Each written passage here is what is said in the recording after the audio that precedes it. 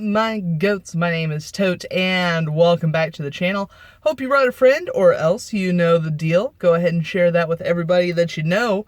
And speaking of sharing, liking, subscribing, all the things that are wonderful and good and holy in the world, yesterday we actually hit 25 subscribers, which I think is pretty cool, and I'd like to thank everybody for. You are all awesome. Speaking of things that are awesome, Catan. I figure you already knew that, judging by the title of this video, I'm assuming. But that's what we're going to be talking about, Catan. Some people call it Catan, but they're wrong, because there's not an O in the name. So, without further ado, I'm going to go over the kind of basics of the game, how you set it up, and kind of how you play, and then talk about, like, how you win.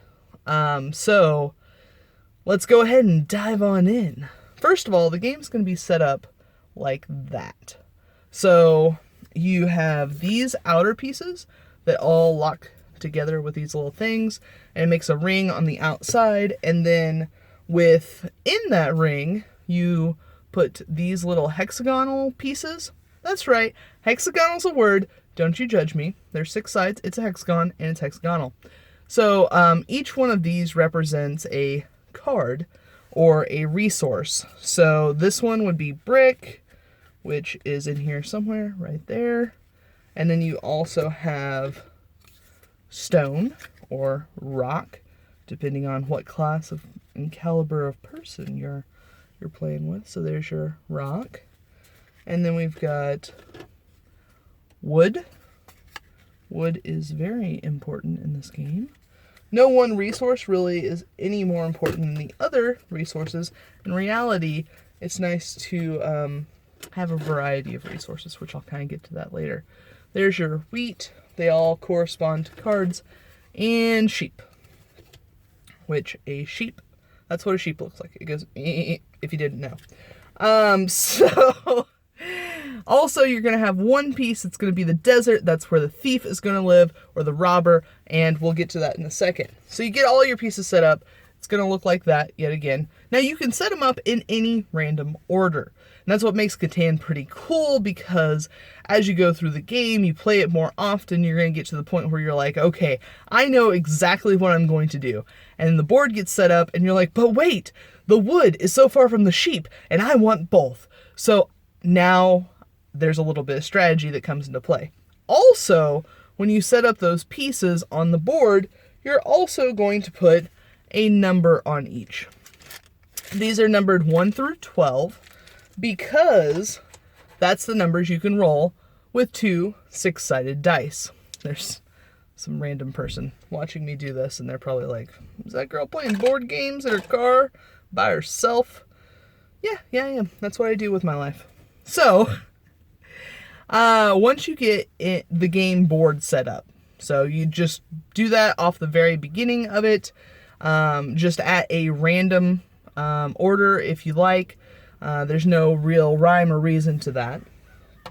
But once you do that, then you start placing your people. Each person starts out with people, your settlements. Settlements are these little guys here. And each settlement is connected to a road, which is right there. And you each put 2 on the board. You try to be strategic of where you want to place them.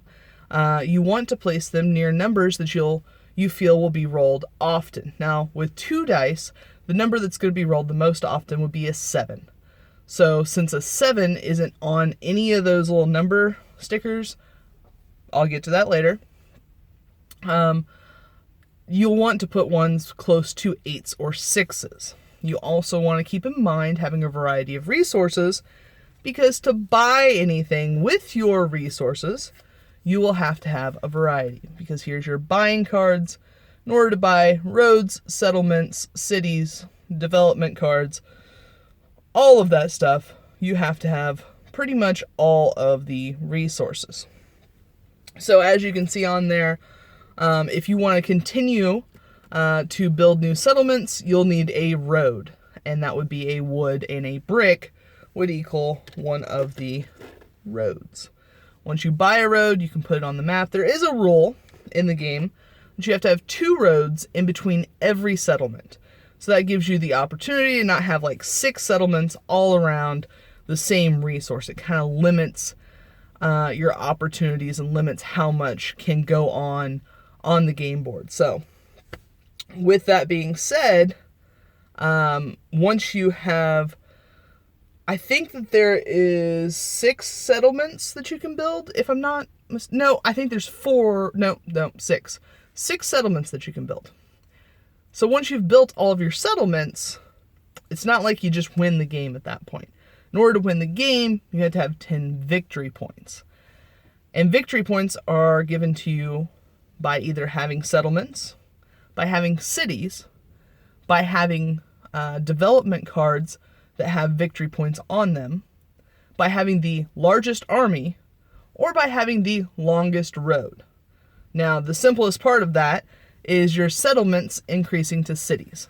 These are cities. This works exactly the way houses and hotels work on Monopoly. So you have a house, you want to build a hotel, you just pay the money to get the hotel. Same way with cities. They go in place of the settlements. Now, in order to get the longest road or the largest army, we actually have to have the longest road or the largest army.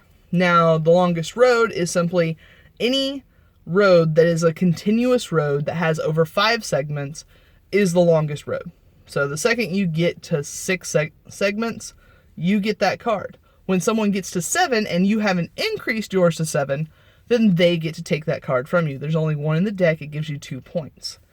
And then you also have the largest army, and that has to do with the development cards.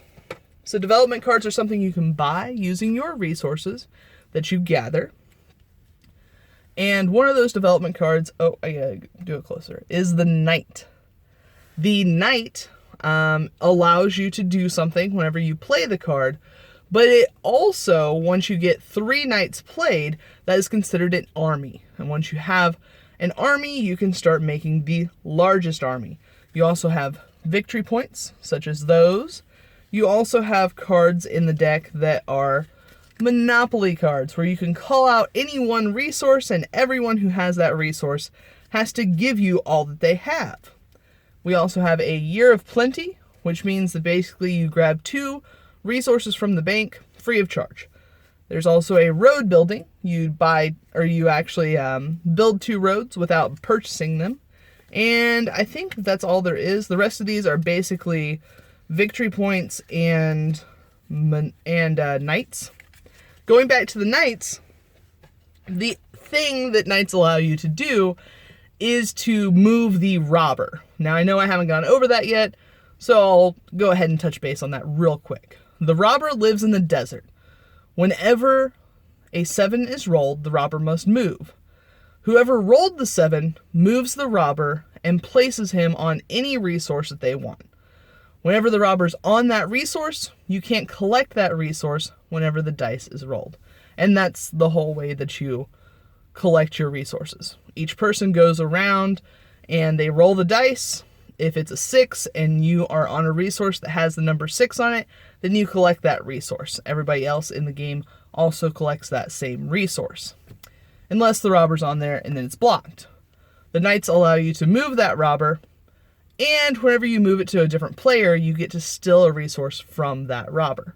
So a good way to play this game and level up the game, so this is outside of the rules, leveling up, is to roll against each other whenever 2 people are on the same resource. So that way, 2 people can't get the same resource. It makes the resource a little bit more of a hot commodity, makes you think a little bit more about building a settlement on that. But there again, that's leveling up, that's extra, and that's my time for the day. So until I catch you again next time, or until I see you next time, I will catch you on the flip side.